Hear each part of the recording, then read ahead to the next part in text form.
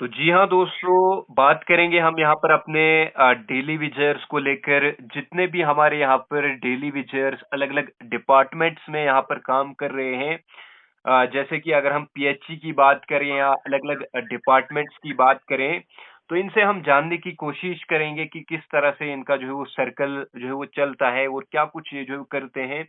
तो इसी को लेकर आज जो है वो बात करेंगे। तो वही सबसे पहले जानना चाहूंगा, जिस तरह से हम सभी जानते हैं कि आपको जो है वो 9,000 मासिक मिलता है। तो कैसे आप अपने घर का सिस्टम आप 9,000 में कैसे चलाते हैं? सबसे पहले आपके चैनल का शुक्रिया मुनीर जी। जी जी, आपका भी बहुत बहुत शुक्रिया। तो जैसा कि आपने आज ये पूछा, हम्म। एक हमारे आत्मा को झंझोड़ने वाला ये प्रश्न रहेगा जी कि जो हम 9,000 कमा कर लाते हैं जी एज ए गवर्नमेंट एम्प्लॉय होते हुए, जी उससे हमारा सिस्टम कैसे चलता है। तो मैं यही कहना चाहूंगा कि 9,000 में हम लोग जी अपने माँ बाप का, अपना और अपने बच्चों का पेट काट काट कर गुजारा करते हैं, ताकि किसी न किसी तरह ये जो महीना है ये पूरा हो जाए। जी। हम लोगों की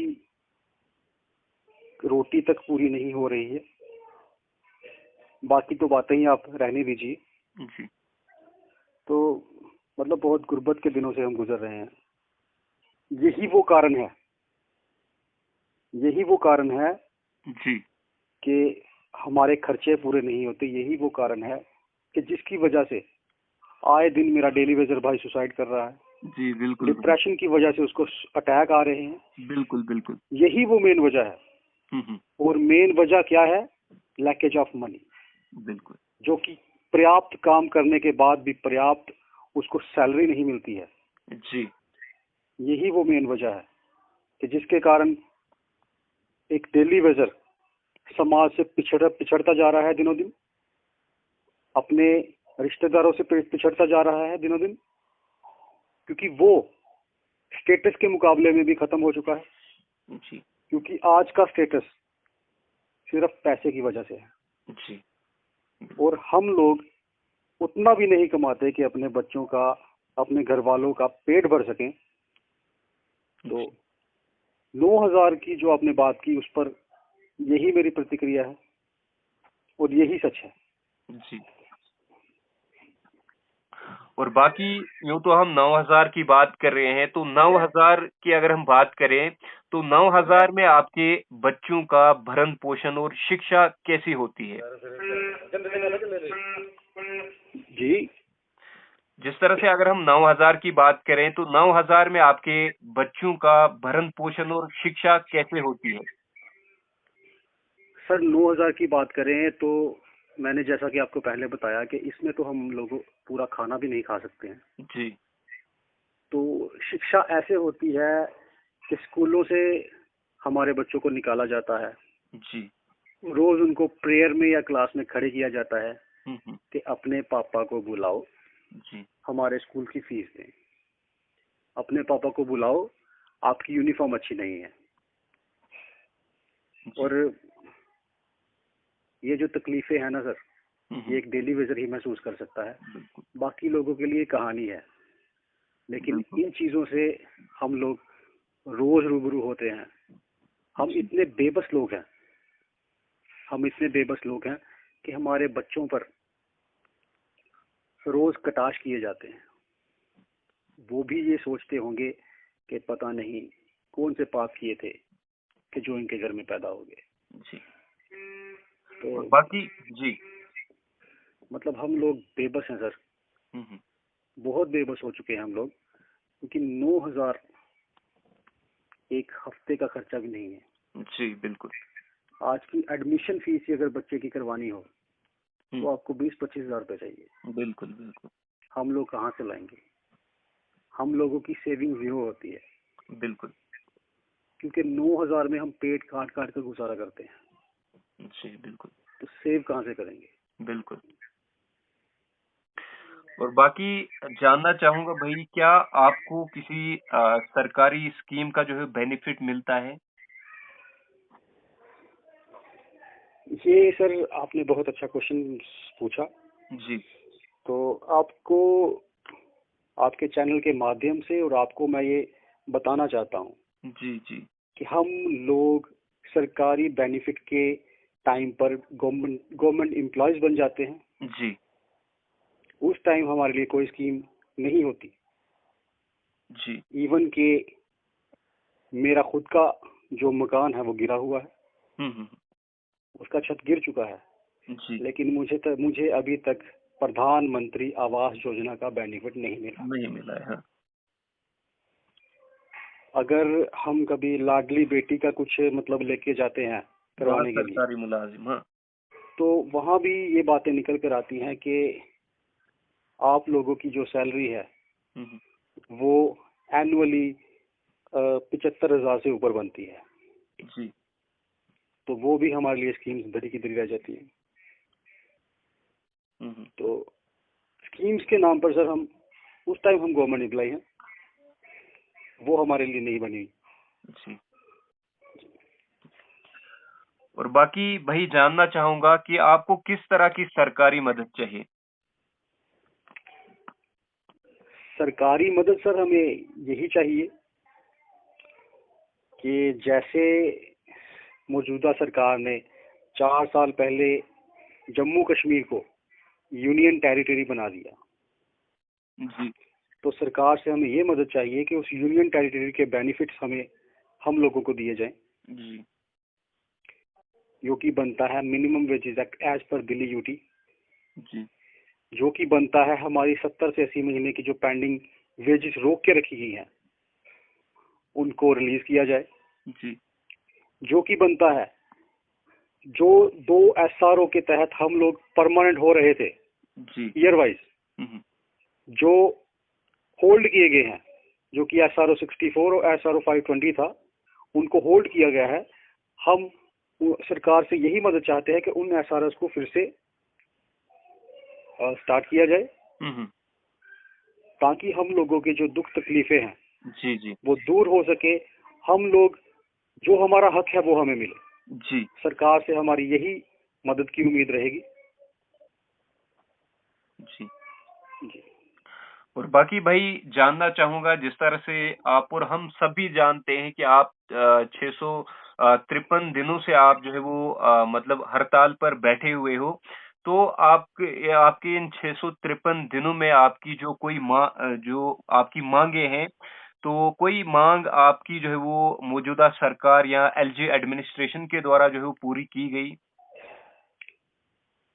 जैसा कि आपने कहा, पिछले 653 दिन से हम लगातार धरने जी प्रदर्शन पर जो बैठे हुए हैं अपनी मांगों को उजागर करने के लिए। जी जी तो मुनीर जी, मैं आपको यही बताना चाहूंगा कि हम लोग अभी भी धरने प्रदर्शन पर हैं, क्योंकि जी हमारी एक भी मांग पूरी नहीं हुई है अभी तक। जी। अभी कोई भी मांग पूरी नहीं हुई। हमें किसी भी हम्म। हमें किसी भी सरकार के द्वारा कोई भी सरकार की मदद नहीं मिली है। जी ऐसा लगता है कि वो लोग हमें एक सौतेला सा व्यवहार कर रहे हैं हमारे साथ। जी ऐसा पता नहीं ऐसा क्यों प्रतीत होता है कि उन लोगों की नजरों में हम खटकते हैं, हम्म। हालांकि हम लोग अपना 100% जी डिपार्टमेंट का काम करने के लिए दे रहे हैं। जितना बन पड़ता है हम कर रहे हैं। जी यहाँ तक कि ऐसे ऐसे दिन हैं कि हमारी सैलरीज में हमारे किराए तक पूरे नहीं होते, हम उधार लेकर, या कभी कभी ऐसे दिन आते हैं कि हम पैदल अपनी ड्यूटीज पर जाते हैं। जी लेकिन फिर भी सरकार हमारे साथ न्याय नहीं कर रही है, वो हमारे संज्ञान लेने की कोशिश ही नहीं कर रही है। जी मुझे तो ऐसा लगता है कि मौजूदा सरकार हमें वही जो उन्होंने अपनी रणनीति अपनाई है, गोल गोल घुमाना है, आश्वासनों के घेरे में घुमाना है, जी मुझे तो वही लग रहा है कि वो अभी भी यही चाहते हैं। लेकिन सर ये कब तक होगा? जी कब तक आप गरीब लोगों के साथ खिलवाड़ करेंगे? जी कितनी देर बर्दाश्त करेंगे हम? जी बिल्कुल। हम लोगों के साथ और कितना न्याय होगा? कितना शोषण होगा हमारा? जी क्या हम लोगों ने इसी कारण वोट किया था, एक चेंज लाए थे? बिल्कुल। हम लोग पता नहीं हमने कौन से पाप किए हैं जो हम इन सरकारों के घेरे में फंस गए। जी मतलब इन सरकारों ने एसआरओज बनाए, खुद बनाए, उनको होल्ड कर दिया। जी। उन एसआरओज के तहत लोग परमानेंट हुए, हम्म। लेकिन जब हमारी बारी आती है तो हमारे लिए खाली हाथ होते हैं। जी। तो आपके चैनल के माध्यम से मैं यही कहना चाहता हूँ कि सरकार ने हमारा अभी तक कोई संज्ञान नहीं लिया जी। हमारी कोई भी डिमांड पूरी नहीं की। जी जी। आपकी राय में क्या कदम उठाने चाहिए ताकि डेली विजर्स की स्थिति में सुधार हो? मेरी राय में सर, मैं फिर से वही कहूंगा, हाँ। हमारी जायज सी डिमांडें हैं। हम कुछ अलग या एक्स्ट्रा नहीं चाहते। जी क्योंकि मैंने आपको पहले भी कहा था, हम लोग बिजनेसमैन नहीं हैं जो डील करेंगे। बिल्कुल। हम लोग समाज सेवी लोग हैं। जी बिल्कुल। हम लोग समाज के साथ रहने वाले लोग हैं। हम लोग समाज को पानी सप्लाई करने वाले लोग हैं। हम ग्राउंड लेवल के लोग हैं, और ग्राउंड लेवल के लोगों को सिर्फ उनके बच्चों के लिए अच्छी शिक्षा, 2 वक्त का अच्छा खाना जी।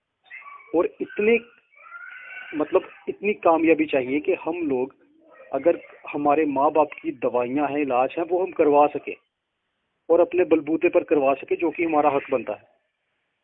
सरकार से मेरी यही रहेगी कि वो हमारी इन चीजों पर ध्यान दे। क्योंकि पिछले 20-20, 25-25, 30-30 साल से हम लोगों ने अपना सब कुछ आपके डिपार्टमेंट्स को चलाने के लिए दिया है। जी। तो बदले में हम इतना तो चाहेंगे कि हमारे जो सर्कल्स हैं वो ठीक हो जाएं। हम एक जो अच्छी तनख्वाह है वो मिले, जो कि हमारा हक बनता है। तो मेरी राय में उनको जल्द से जल्द ये संज्ञान लेना चाहिए। जी जी। और डेली वेजरों को इन दुविधा के दिनों से बाहर निकालने का काम करना चाहिए। जी जी। और बाकी हमारे जो डेली विजर्स हैं उनके लिए आपका क्या कुछ मैसेज रहेगा लास्ट पर? सर, आपके चैनल के माध्यम से मेरे डेली वेजर भाइयों के लिए मेरा यही संदेश रहेगा कि किसी लालच के पीछे जाकर, जो कि सिर्फ कुछ पल का होगा, इस लालच में जाकर अपनी सिस्टम को खराब ना करें। जी। मैं आपको ड्यूटीज करने के लिए मना नहीं कर रहा हूँ, लेकिन मैं आप लोगों को ये कह रहा हूँ कि अपनी आवाज को रखें सरकार के सामने। सरकार एक किस्म से हमारे माँ बाप की तरह होती है। जी बिल्कुल। तो अगर जब तक आप उनको अपना दुख नहीं बताओगे, मतलब जब तक, एक कहावत है ना, जब तक मतलब आप बच्चा रोता नहीं है तो माँ भी दूध नहीं पिलाती। जी बिल्कुल। तो आपको उनको सुनाना तो पड़ेगा कि 9,000 is enough, is not enough, कुछ नहीं है, बिल्कुल इज नॉट इनफ। बिल्कुल। तो उसके लिए आपको सरकार का दरवाजा खटखटाना पड़ता है, ना कि बाकी लोगों को गुमराह करना पड़ता है। और मुझे गर्व है कि हम लोग ये काम कर रहे हैं। हम अपनी बात सरकार तक पहुंचाने का काम कर रहे हैं, और मुझे पूरी उम्मीद है कि हम जल्द ही कामयाब होंगे। लेकिन मैं उन लोगों को ये कहना चाहता हूं जो हमारे रास्ते में रोड़े बनने की कोशिश करते हैं, कि अपने काम से काम रखें। जी। हम लोग 61,000 डेली वेजर्स के परिवारों का मसला लेकर निकले हुए हैं, और हमें उनके बच्चों का फ्यूचर सेट करना है। जो इंसाफ है डेली वेजर वालियों का, वो लेके आना है। जो लोग हमारी टांगे खींचने का काम करते हैं, उनको मैं यही कहना चाहता हूँ, अगर आपको हम लोग अच्छे नहीं लगते तो साइड पे बैठे, हमारे साथ चलने की कोई जरूरत नहीं है। जी बिल्कुल।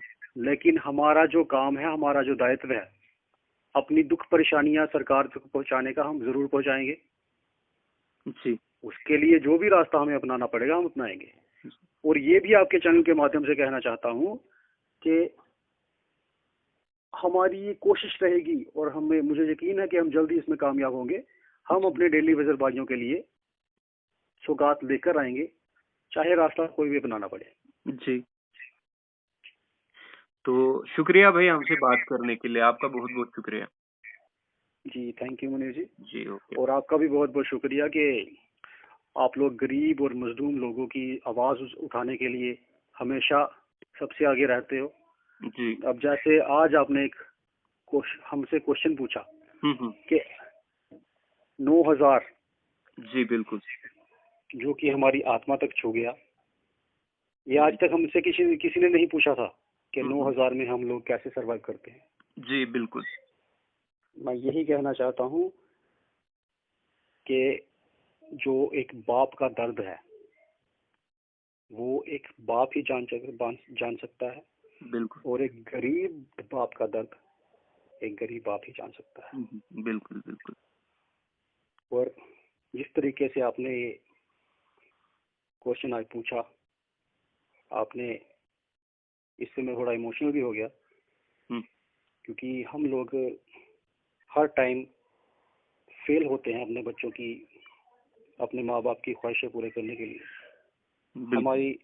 हमारी जो बीवियां हैं, मतलब उनका भी बड़ा योगदान है कि वो हमारे साथ सरवाइव कर रही है इन बुरे हालातों में। बिल्कुल। उनकी सपोर्ट के अलावा उनकी भी बहुत सपोर्ट है, लेकिन मैं फिर से गवर्नमेंट से यही अपील करता हूँ कि दिखावे के लिए नहीं, जी दिखावे के लिए नहीं, इंसानी तौर पर आकर हम गरीब लोगों की हेल्प करें और हमें भी इन गुर्बत के दिनों से बाहर निकालें, जो कि हमारा हक बनता है। जी बिल्कुल।